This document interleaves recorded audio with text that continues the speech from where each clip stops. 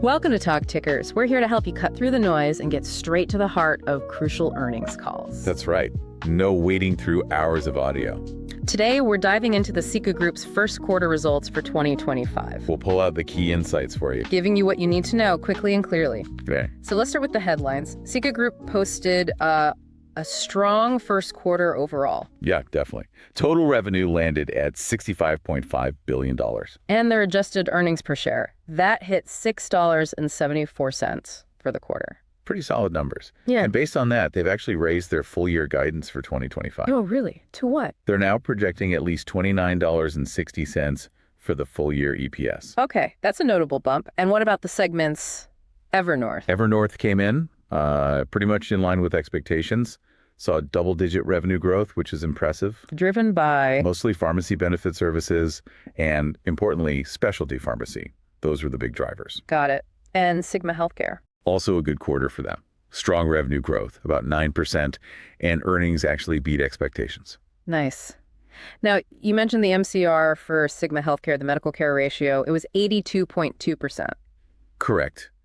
But there's a little nuance there. That number was influenced because the sale of their Medicare business happened later than maybe anticipated. Ah, okay. So if you adjust for that. Yeah, the underlying MCR was actually more favorable than that headline number suggests. Right, that makes sense. It's good to see that strength across both main divisions. Absolutely. And diving into Evernorth a bit more, that double-digit growth is significant. Revenues reached $53.7 billion. Wow. And pre-tax adjusted earnings were up 5% to $1.4 billion.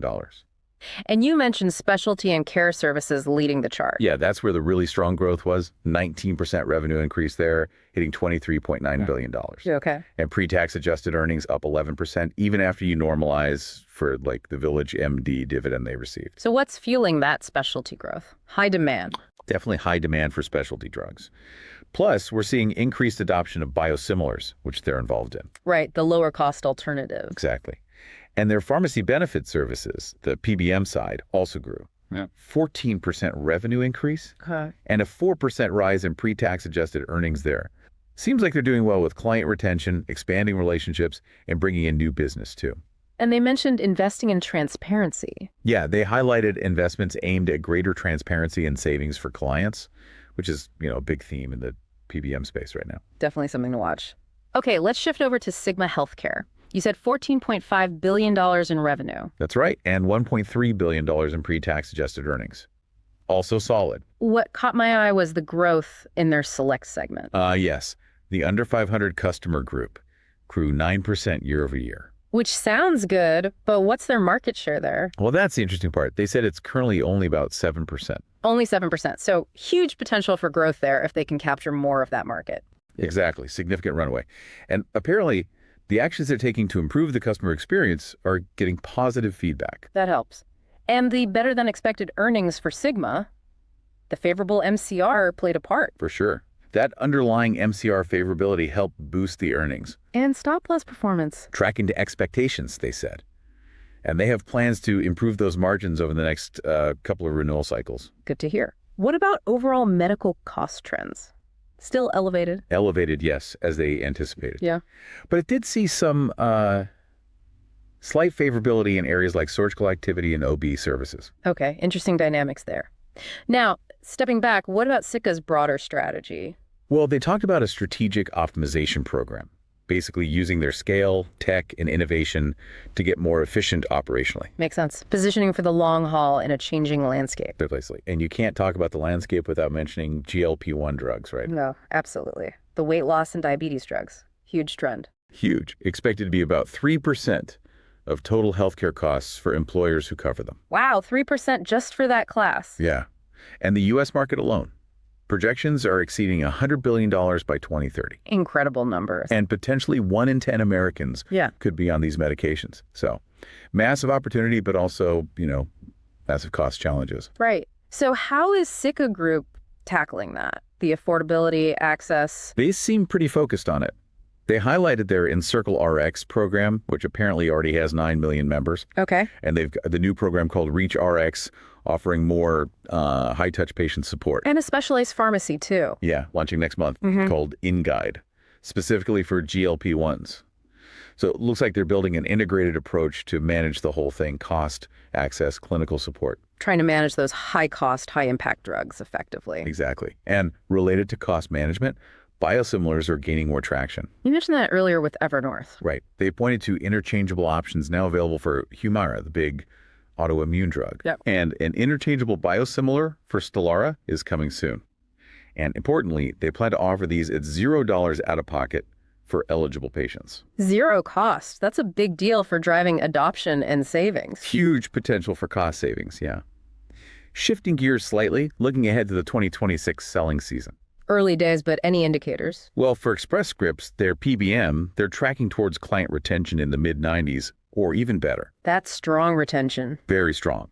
Although they did note the overall national account segment, the really big employers, is expected to be sort of flat to maybe shrinking market-wide. Interesting. So PBM retention looks good, but the large employer market might be tightening. Seems to be the dynamic. And affordability is still, top of mind for employers. No surprise there. Driven by drug innovation like specialty and GLP-1s, but also mental health spending, too. That's another big cost driver employers are grappling with. So Cigna Group is emphasizing their unit cost position. Yeah, they highlighted their strong unit costs and net cost outcomes as a key advantage for them in this environment. And are employers looking for more tailored solutions? Definitely seems that way. Growing interest in precise, personalized approaches. Things like specific network configurations, they mentioned Pathwell for specialty, or bone and joint networks, and clinical programs like their InReach support for GLP-1 users. More targeted interventions. Makes sense. Okay, what about capital deployment? Where's the money going? Pretty standard priorities, actually. Yeah. Business growth first, then CapEx and innovation. Right. And then returning excess capital to shareholders, stock buybacks, and dividends. Any mention of M&A? They said they're open to bolt-on M&A smaller deals, but only if they're strategically and financially attractive. So sounds like they're being selective. Okay. One last area, Medicare Part D. Any shifts there? Yeah, interesting point. With the Inflation Reduction Act, or IRA, starting to take effect, they're seeing higher specialty script volumes in Medicare compared to commercial or Medicaid plans. Higher specialty use in Medicare. Why is that? They said the drivers aren't totally clear yet. Could be formularies changing, could be patient behavior, but it suggests maybe a structural shift towards more complex, expensive meds within that Medicare population. Definitely something to keep an eye on as the IRA rolls out further. For sure. Okay, so that brings us to our, let's call it an outrageous but plausible trade idea segment. This is not financial advice, folks. Absolutely not. Just thinking out loud based on the trends we've discussed. Right. So we talked a lot about Cigna's positioning in the GLP-1 market. They're integrated solutions for cost and access. And the absolutely massive growth projected for those drugs. Exactly. So here's a thought. What about looking at companies focused specifically on, say, AI-driven patient adherence and lifestyle coaching, tailored for GLP-1 users? Interesting angle. Because the long-term success and cost-effectiveness of these drugs really depend on people sticking with them and making those lifestyle changes. Precisely.